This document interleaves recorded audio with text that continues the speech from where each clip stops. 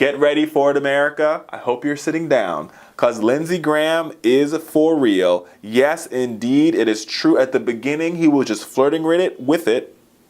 But now, he confirms on Monday that he is running to be president of the United States. Now, you will add Lindsey Graham to what I like to call the Barnum and Bailey circus car that is the GOP primary. He will join the likes of Rand Paul, Carly Fiorina, Ted Cruz, Marco Rubio, Jeb Bush, who should announce shortly, Chris Christie, Scott Walker, and the list goes on and on and on of people. Oh, and George Pataki, who are all vying for the nomination of their party. Now, it makes things very interesting for good old Lindsey, good old boy Blue Eyes from South Carolina. Not that I'm one to spread a rumor, and you know I do not believe in shaming people for who they are and what they do. But I'm a big believer I'm also a believer in living your truth. So I think Lindsey Graham is going to have a very hard primary. Number one, because nobody knows who the real Lindsey Graham is. Will the real Lindsey Graham please stand up? I mean, he seems to be a broken record, if you ask me.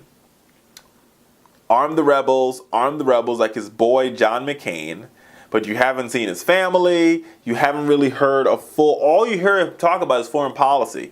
He really doesn't have a domestic agenda at all, whatsoever, not even remotely. But he's running America.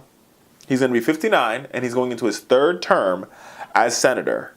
And let me tell you, I don't know how he wins this primary. Like you've seen a lot of crazier things before, but I don't know how Lindsey wins this primary. But he himself said, I'm running because I think the world is falling apart, and I've been more right than wrong on foreign policy. But being right or wrong on foreign policy is, when you're flipping a coin, is pretty easy to do. Let's be real. But now you're going to be forced to govern. You've never had to govern. All you've been able to do for the past 6, 12, what is it? Or almost it's 12 years of your term, more than that, 18 years of your term, is throw rocks at the White House, right? You've never really had to govern. You've done no governing. Not saying that President Obama's done governing, but you've done no governing. All you've done was thrown rocks and complained from the floor of the United States Senate.